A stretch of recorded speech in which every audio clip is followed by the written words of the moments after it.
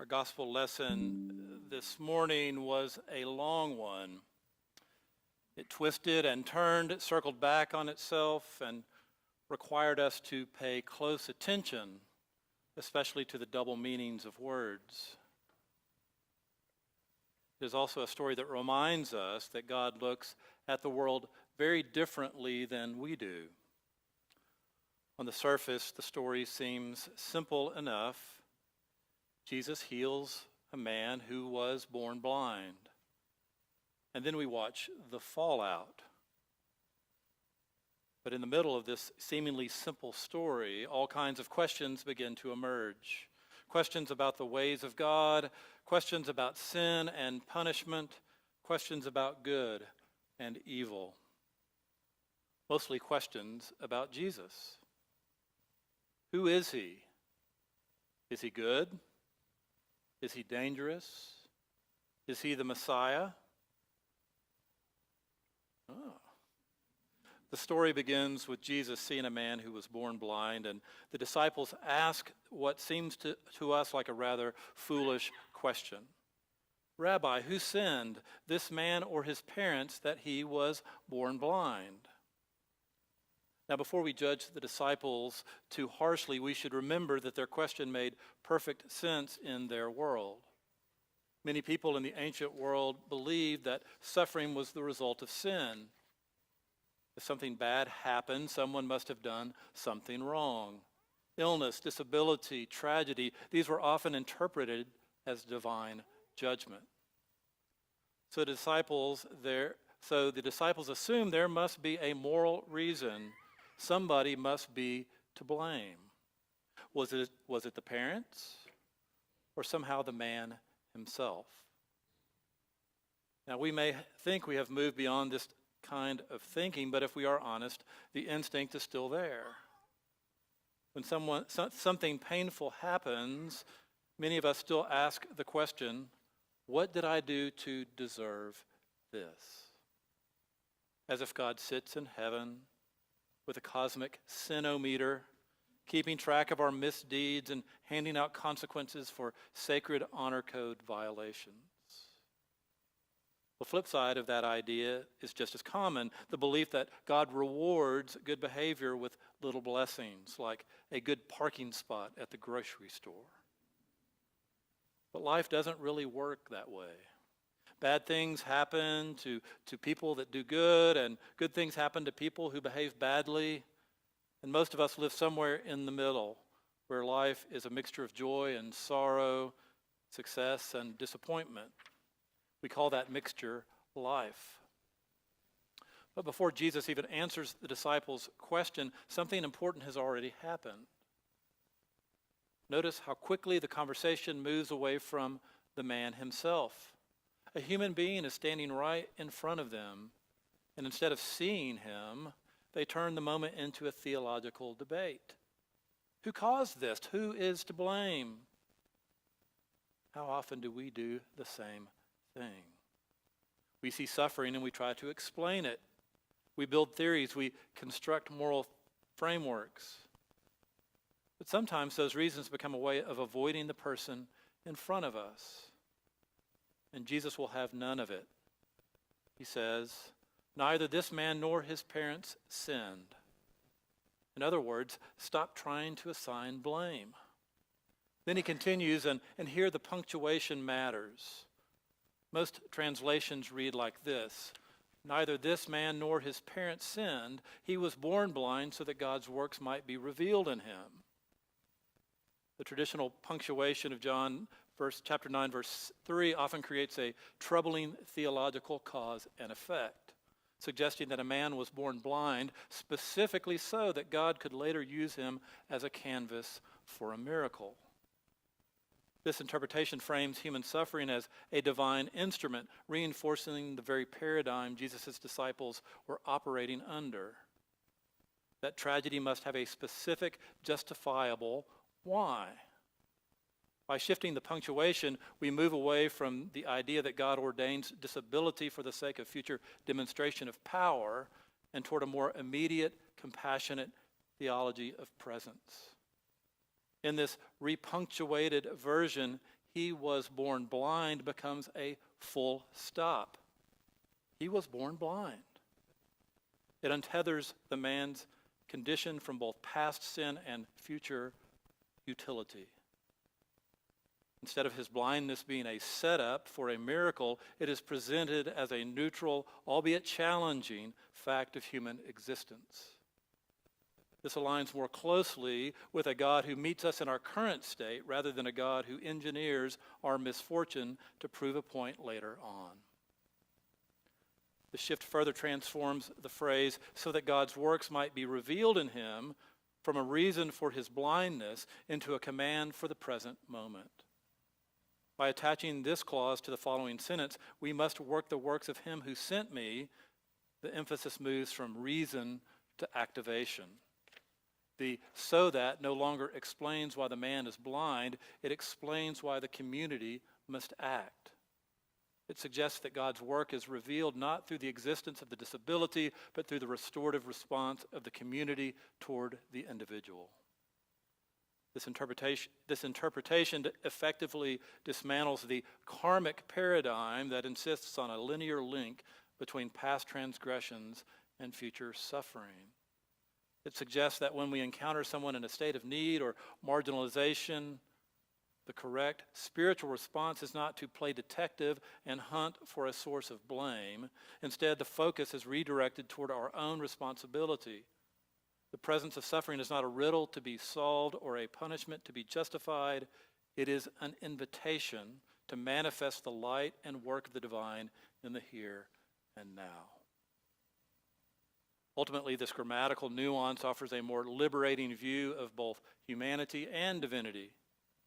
It presents a world where biological or circumstantial realities simply are, and where the glory of God is found in the collective effort to bring healing, inclusion, and support to those who have been marginalized by society's assumptions. It turns a passive victim of divine will into a catalyst for communal grace, proving that how we place a period can change an entire worldview. And this leads us to a question that is simple. What truth about God have we failed to see because it does not fit with the way we want to see the world? For centuries, Christians have used blindness as a metaphor for spiritual failure. Blindness becomes a shorthand for ignorant stubbornness or sin. Yet we know today that such language can be harmful. Many people who live with blindness experience their lives not as a tragedy, but simply as another way of being human. Their lives are full of intelligence, beauty, relationship, work, and faith. So if we hear Jesus' words too carelessly, we can end up reinforcing a misunderstanding that blindness itself is a problem to be fixed, or worse, a symbol of spiritual deficiency. But that is not really what John's gospel is doing. In this story, blindness is not the problem. The real problem is certainty.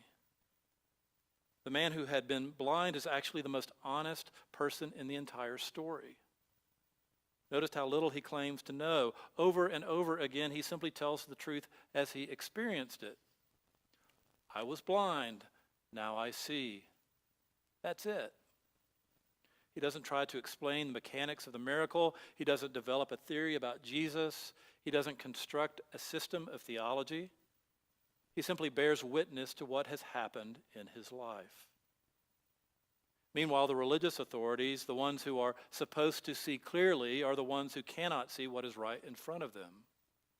They are so invested in their reason of how God must behave that they miss what God is actually doing.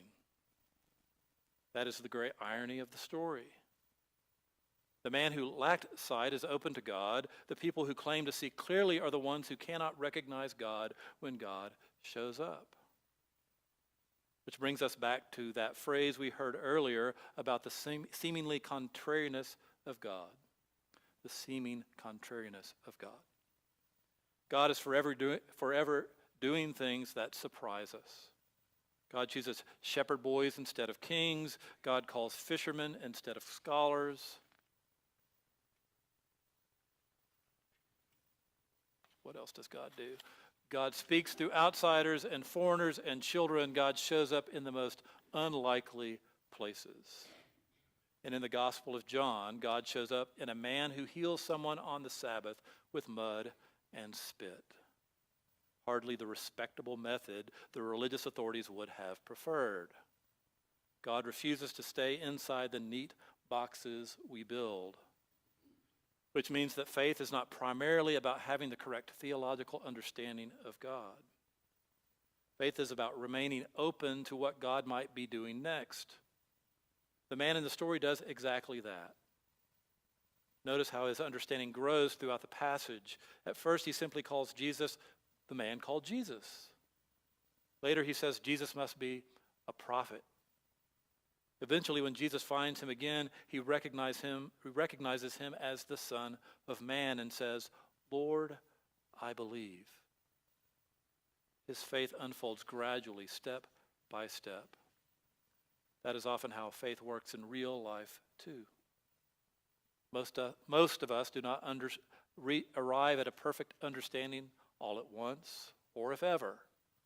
Our faith grows through experience, through moments when something in our life changes, when grace appears unexpectedly, when we suddenly realize that God has been present in ways we did not recognize before. That brings us to the deeper challenge of this story. Jesus says, "I came into this world so that those who do not see may see, and those who do see may become blind."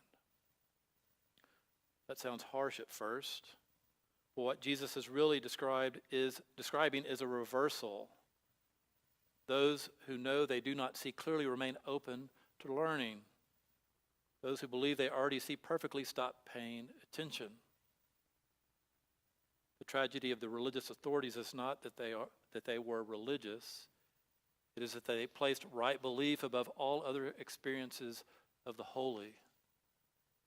They had already decided what God could and could not do.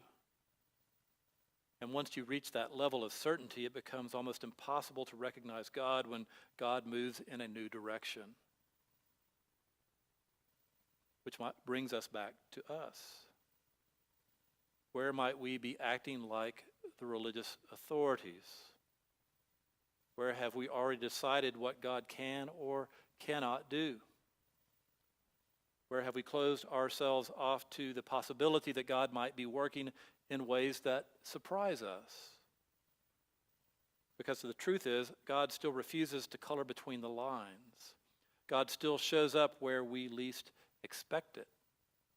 God still works through people who do not fit within our narrow categories.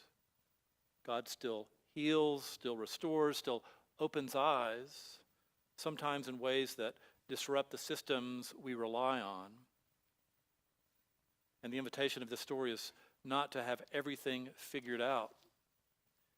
Even the religious authorities have hope in this understanding. The invitation is simply to remain open, to give up our hard positions, and to listen to the Spirit in our midst, to remain humble, to remain curious enough to say, like the man in this story, "I do not know everything about how God works, but this much I know. Once I could not see, and now somehow I can."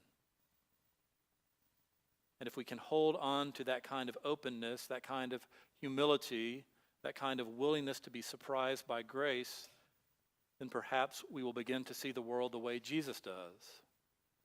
A world where God's work is still unfolding, still healing, still revealing light, and ultimately has the final word over evil and darkness. And for this, we give thanks to God.